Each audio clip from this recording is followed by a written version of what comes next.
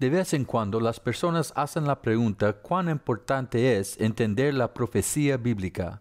¿Tengo que entender la profecía bíblica para poder ser salvo? Bueno, aquí hay una escritura en la Biblia que nos ayuda a responder a esto. Tenemos también la palabra profética más segura, a la cual hacéis bien en estar atentos como a una antorcha que alumbra en lugar oscuro, hasta que el día esclarezca y el lucero de la mañana salga en vuestros corazones. En otras palabras, dice que debemos prestar atención, escuchar la profecía bíblica, porque nos ayuda a creer y entender lo que está sucediendo en nuestro mundo de hoy. Ese es el propósito principal de la profecía bíblica, para ayudarnos a comprender y tener fe. Nos ayuda a ver. Sin embargo, algunas personas dicen así, solo depende de cómo se interprete. Una persona lo interpreta de una manera, otra persona lo interpreta de otra manera.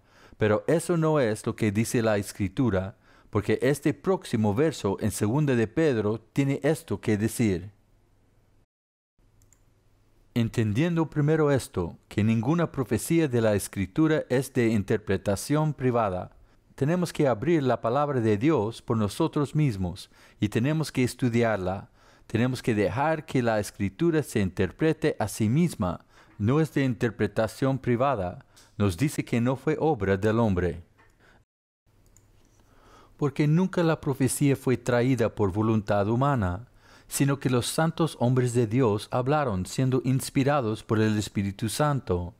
Por lo que la Biblia nos dice que ha sido dirigida por Dios, no podemos simplemente tomar el texto que nos gusta y llegar a nuestras propias conclusiones. Tenemos que tomar la Biblia como un todo y comparar las Escrituras con las Escrituras.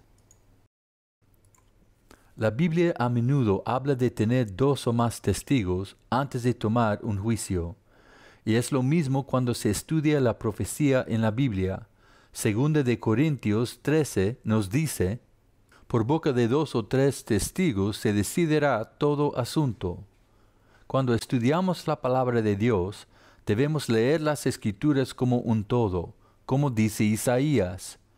Mandamiento tras mandamiento, línea sobre línea, un poquito allí, otro poquito allá.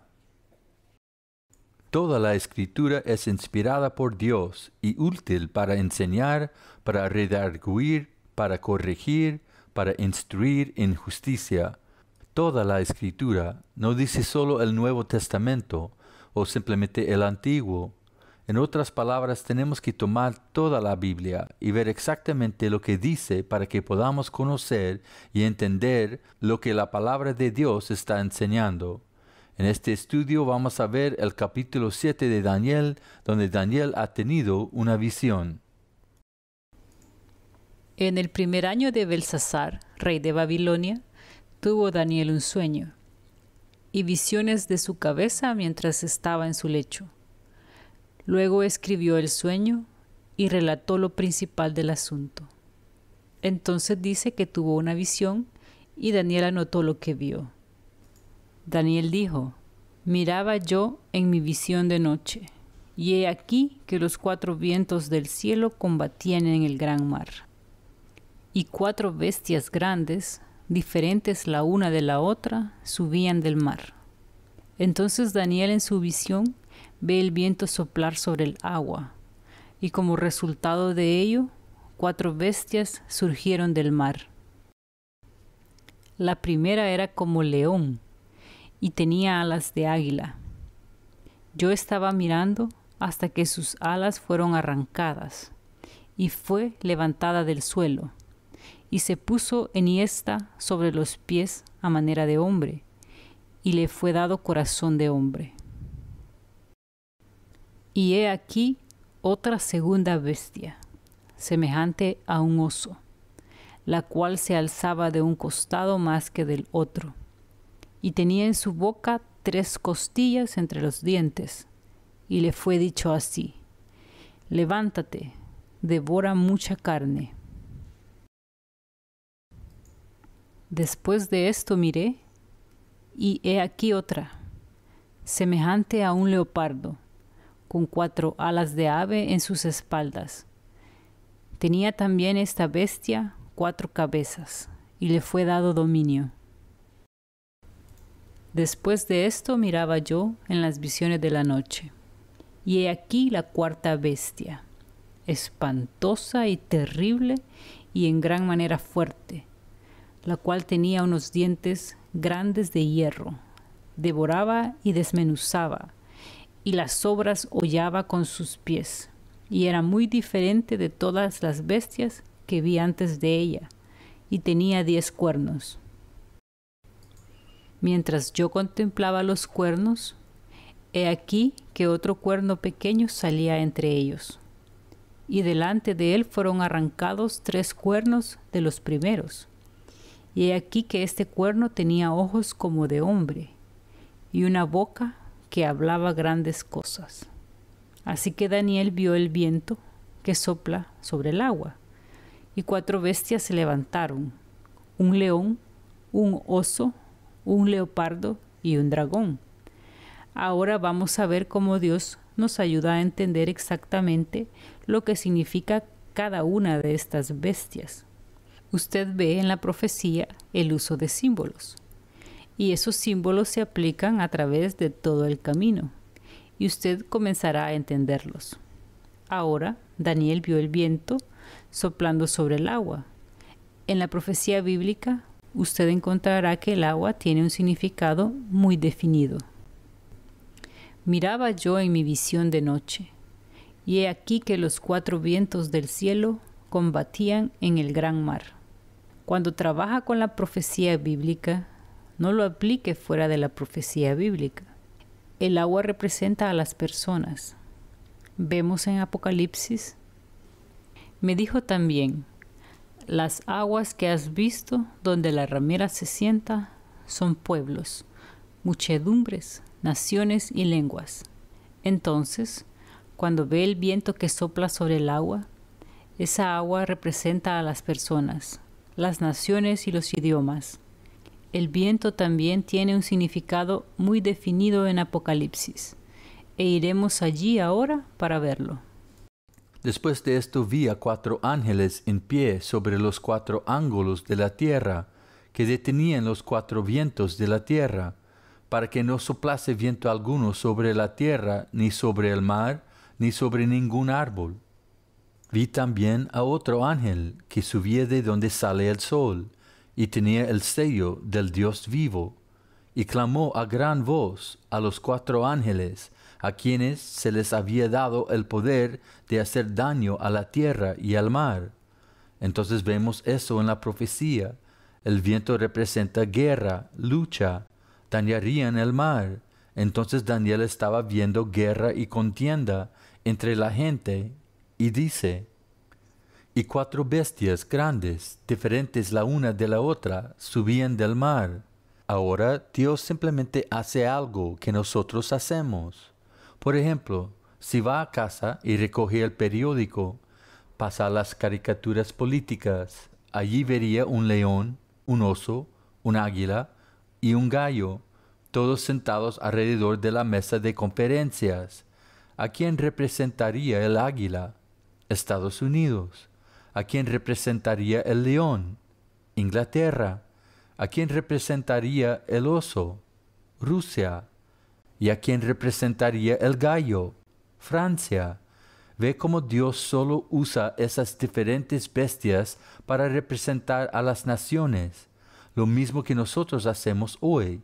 Entonces, Él dice que 4 bestias se levantaron, y Él nos dice a quién representan estas bestias. Estas 4 grandes bestias son 4 reyes que se levantarán en la tierra. Entonces nos dice muy claramente que representan 4 reyes diferentes. Ahora vamos a verlos uno a la vez. La primera era como león y tenía alas de águila.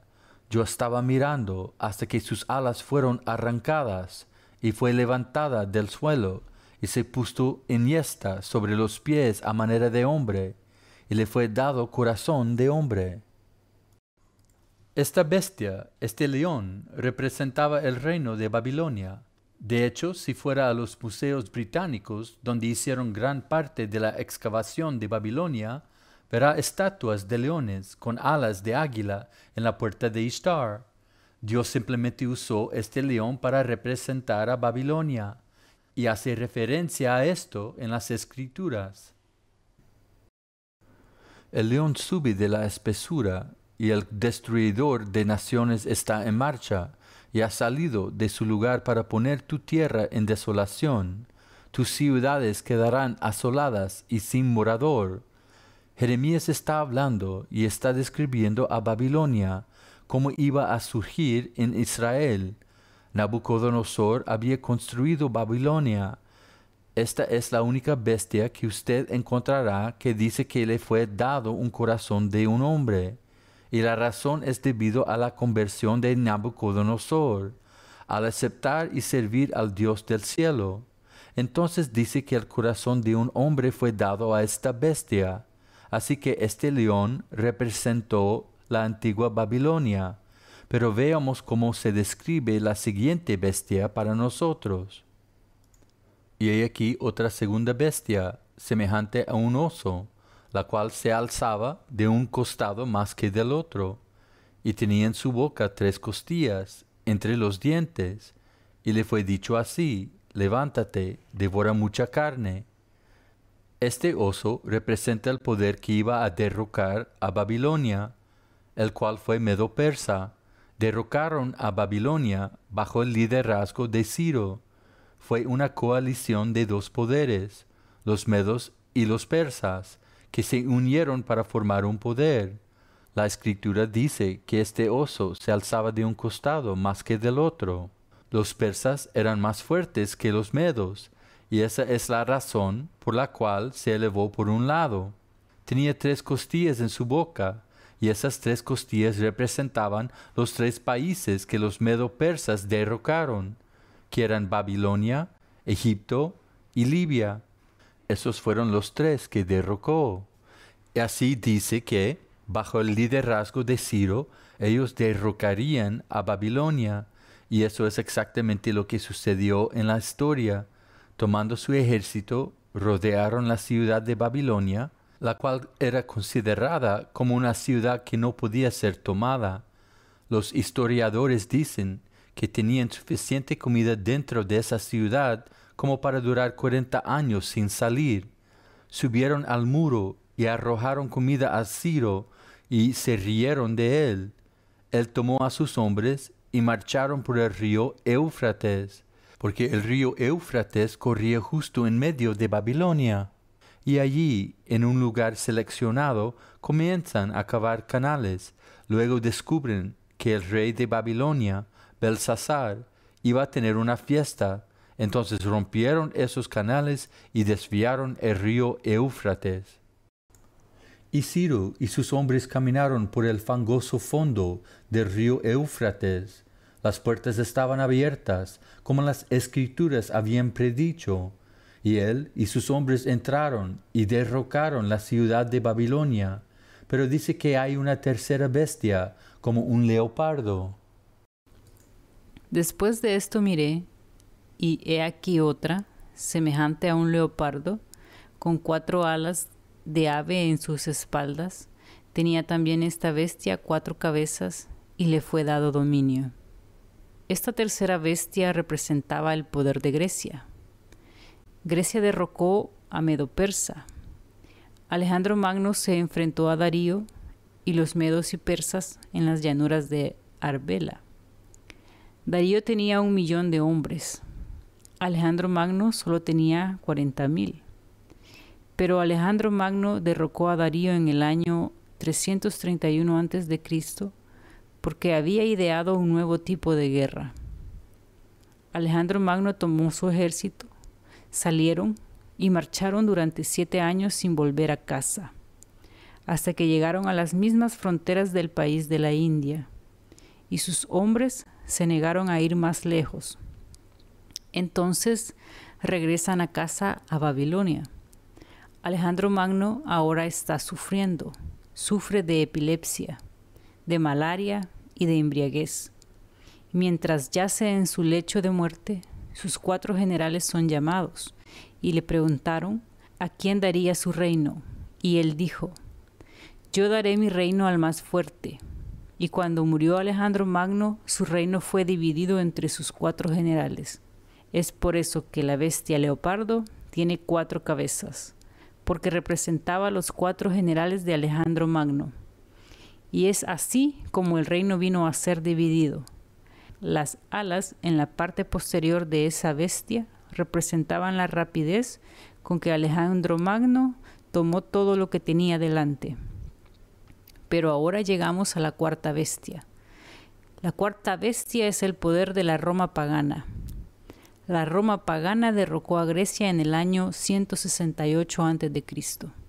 La escritura lo representa como un dragón.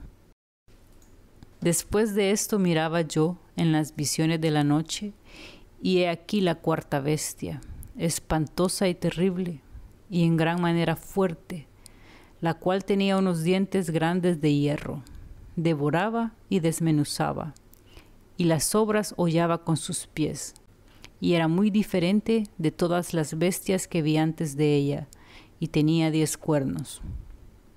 Roma gobierna más tiempo que cualquier otra potencia, desde el año 168 a.C. hasta el 476 después de Cristo. Roma hizo ciertas cosas que ninguno de los otros reinos hizo. Fue a través de los inventos de Roma que la civilización fue traída al mundo, porque Roma fue quien hizo que las carreteras fueran seguras, hizo que las vías fluviales fueran seguras, hizo que los soldados marchasen por el camino portando pancartas que decían Pax Romana, que significaba la paz romana, y las personas pudieron viajar a lugares que nunca habían podido viajar. Es por eso que usted ve a Jesucristo aparecer en la escena de la acción en este momento, porque se recuerda, fue un decreto de César Augusto que envió a José y María a Belén a pagar sus impuestos. ¿Por qué se muestra en este momento de la historia? Porque la oportunidad se presentó por primera vez para que el Evangelio se extienda por todo el mundo. Los canales y las carreteras eran seguros. ¿Usted recuerda?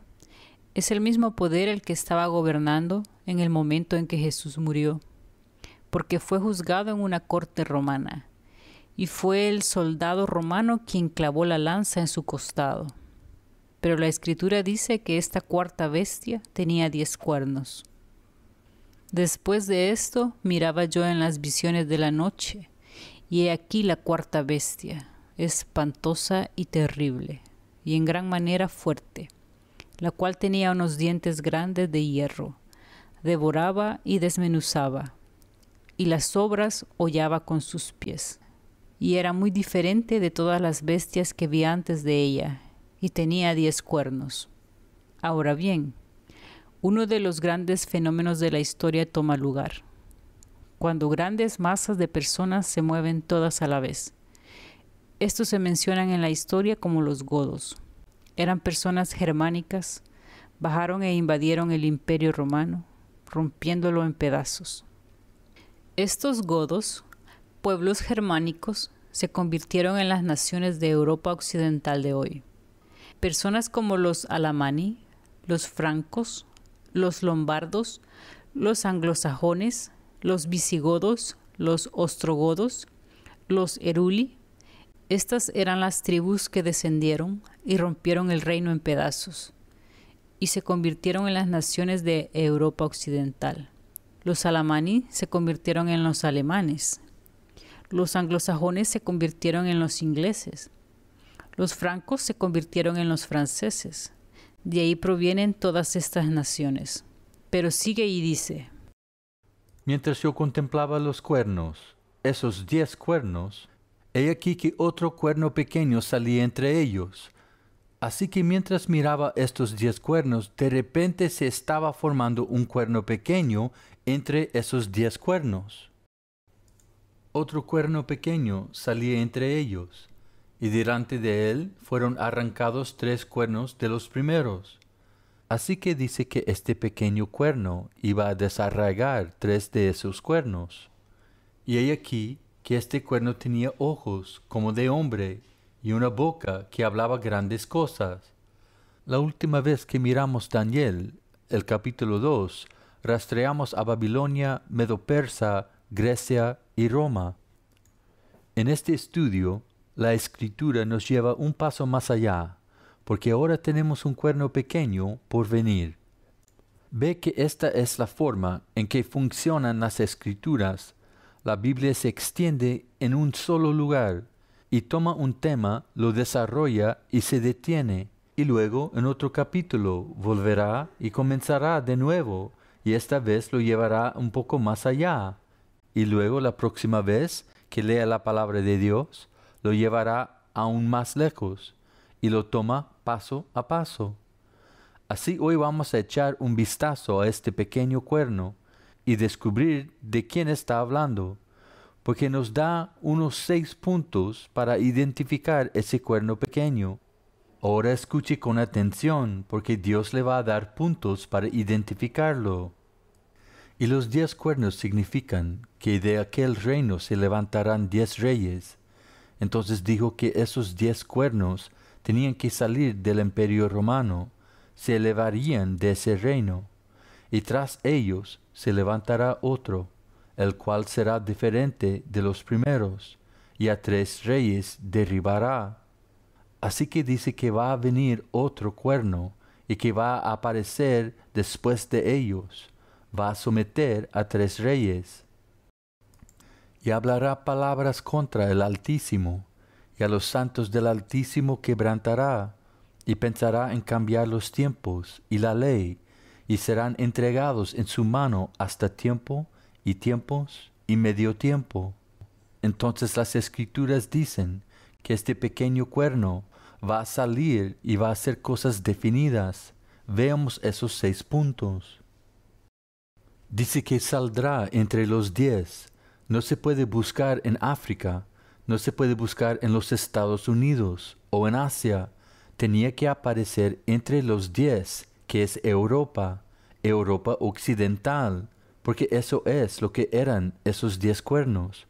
Recuerde que en nuestra estatua teníamos 10 dedos de los pies, ahora tenemos 10 cuernos. Entonces nos dice dónde tiene que surgir.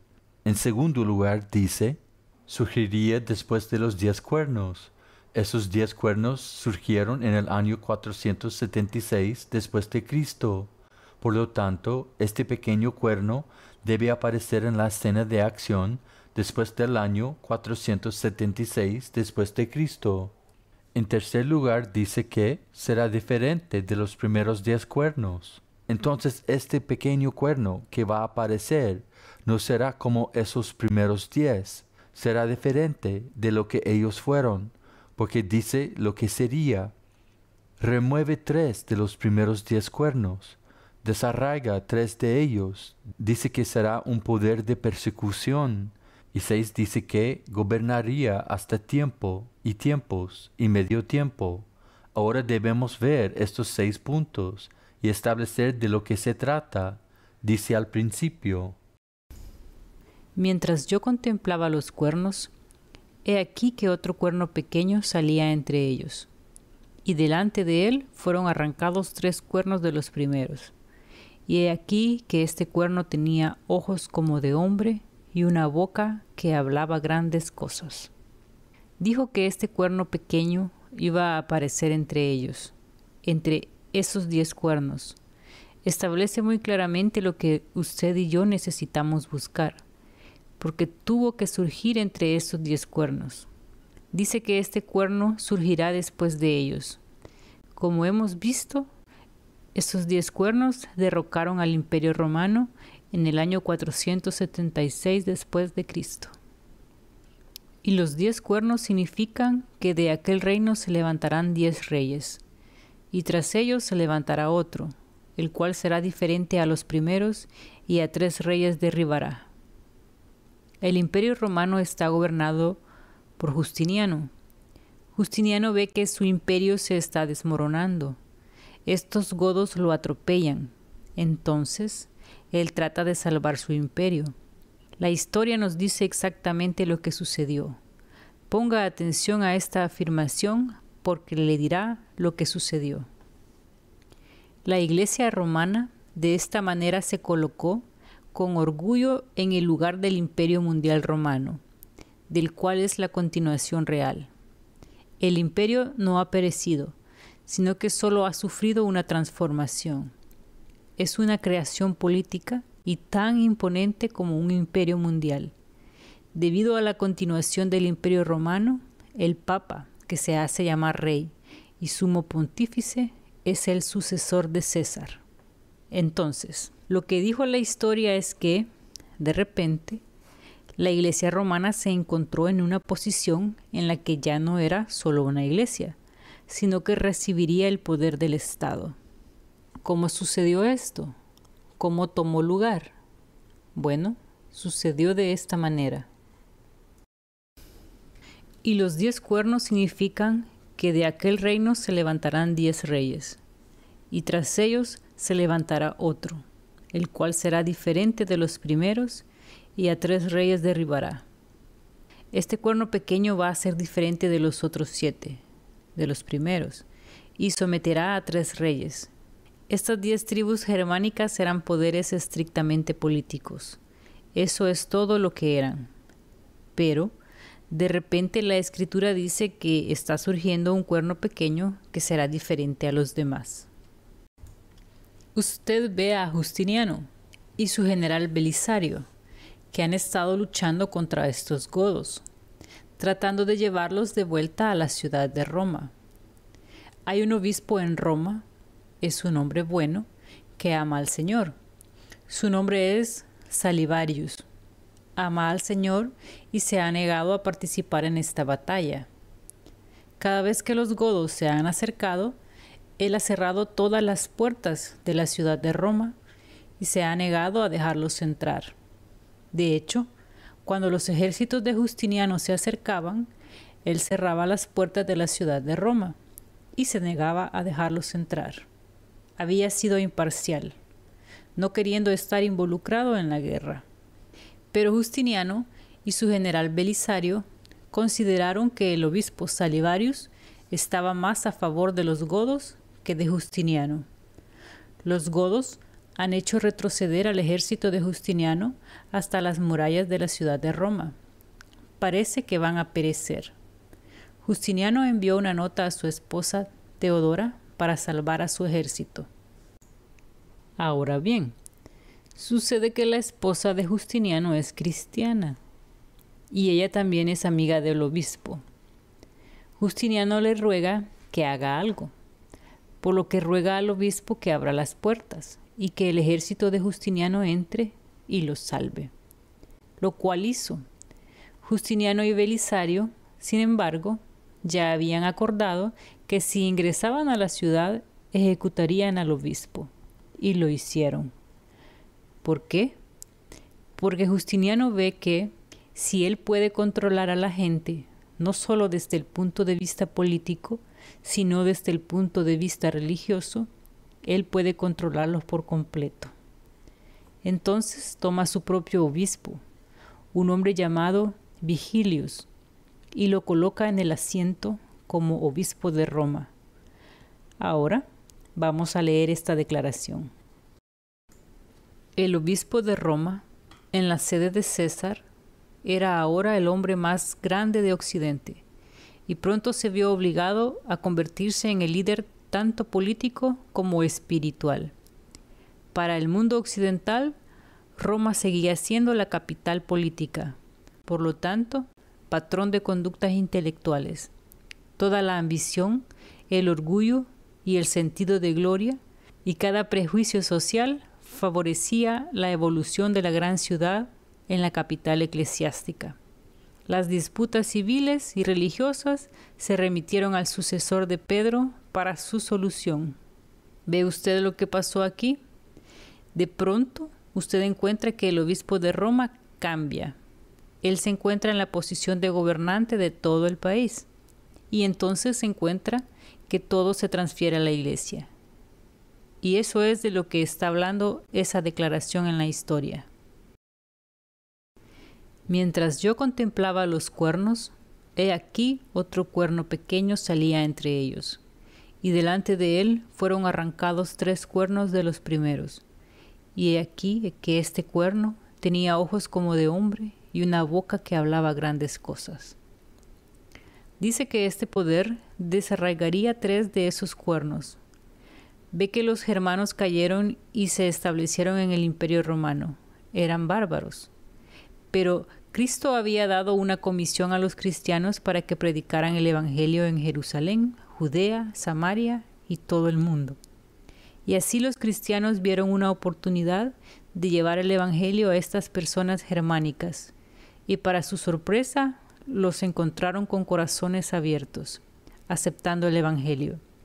Y es por eso que Europa Occidental es básicamente cristiana hoy en día. Pero entre las personas que entraron predicando acerca de Cristo, a estas personas germánicas, hubo algunos que enseñaron una creencia llamada arrianismo. Ahora bien, el arrianismo es la creencia de que Jesucristo fue un buen hombre, que fue un profeta, pero que no era divino. El obispo de Roma y Justiniano se opusieron a esta creencia. 3 de estas tribus germánicas aceptaron esa creencia. Y estos son los 3 que usted ve destruidos. Y los 10 cuernos significan que de aquel reino se levantarán 10 reyes, y tras ellos se levantará otro, el cual será diferente de los primeros, y a 3 reyes derribará. Esos 3 reyes fueron Erulis, Vándalos, Ostrogodos. Justiniano envió a sus ejércitos y los borraron del mapa. La escritura dice que serían desarraigados. Ahora si usted fuera a la biblioteca y busca a los anglosajones, descubrirá que son antepasados de los ingleses. Si mira a los alemanes, encontrará que son antepasados de los alemanes. Si busca a los francos, encontrará que son antepasados de los franceses, etc. Pero si busque estos 3, Vándalos, Ostrogodos, Erulis, y verá que no tienen descendientes. Dijo que los desarraigaría, los sacaría de raíz, y eso es exactamente lo que sucedió. No hay descendientes de estas personas, exactamente como dijo la Escritura. Así sucedió. Y hablará palabras contra el Altísimo, y a los santos del Altísimo quebrantará, y pensará en cambiar los tiempos y la ley, y serán entregados en su mano hasta tiempo y tiempos y medio tiempo. Dijo que este poder perseguiría a los santos del Altísimo. Ahora, en cualquier momento de la historia que le interesa hablar, cuando una iglesia, no importa qué iglesia, cuando ha entrado y ha ganado el control del Estado, cada vez que ha sucedido siempre ha habido persecución. Esto nunca ha fallado. Y cuando la iglesia, en este caso, recibió el poder del Estado, usted encuentra en la historia que una gran persecución comienza a ocurrir. Por ejemplo, todo lo que tiene que hacer es leer acerca de la matanza de San Bartolomé, donde mataron a 60,000 hugonotes en un domingo por la mañana. Lea sobre la Inquisición española, la Inquisición de los holandeses. Todo lo que tiene que hacer es leer libros como El libro de los mártires de John Fox, Relatos breves de la Reforma de Short, La historia de la Reforma de Dioven, Aquí estoy de pie de Bateman. Todos ellos le indicarán con claridad cómo sufrieron estas personas bajo un estado que fue gobernado por una iglesia. Esto ha sucedido una y otra vez en la historia, pero nosotros seguiremos hablando de este cuerno pequeño. Y hablará palabras contra el Altísimo, y a los santos del Altísimo quebrantará, y pensará en cambiar los tiempos y la ley, y serán entregados en su mano hasta tiempo, y tiempos, y medio tiempo. Entonces, este poder iba a gobernar por un período definido de tiempo.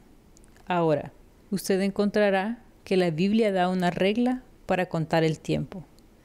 Por ejemplo, en la Biblia, un tiempo representa un año. Una mitad de un tiempo representa la mitad de un año.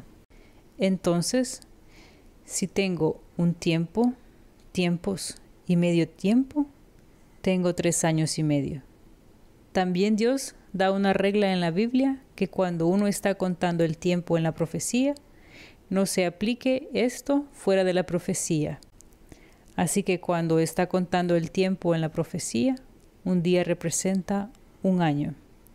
Eso es lo que nos dice en Ezequiel 4:6 y Números 14:34. Dice, día por año te lo he dado. Ahora bien, si tengo 3 años y medio y en el cálculo bíblico del tiempo sucede que hay 360 días en un año, entonces tengo 3 años y medio. Todo lo que tengo que hacer es multiplicar 3 años y medio por 360 y me da 1260 días. Y cada día representa un año. Ahora, cuando Justiniano envió a su general Belisario a la ciudad de Roma y ejecutaron al obispo, esa fecha fue el año 538 después de Cristo.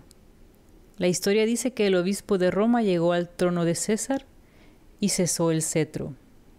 Tenemos 1260 años desde el año 538 después de Cristo, nos lleva al año 1798 después de Cristo.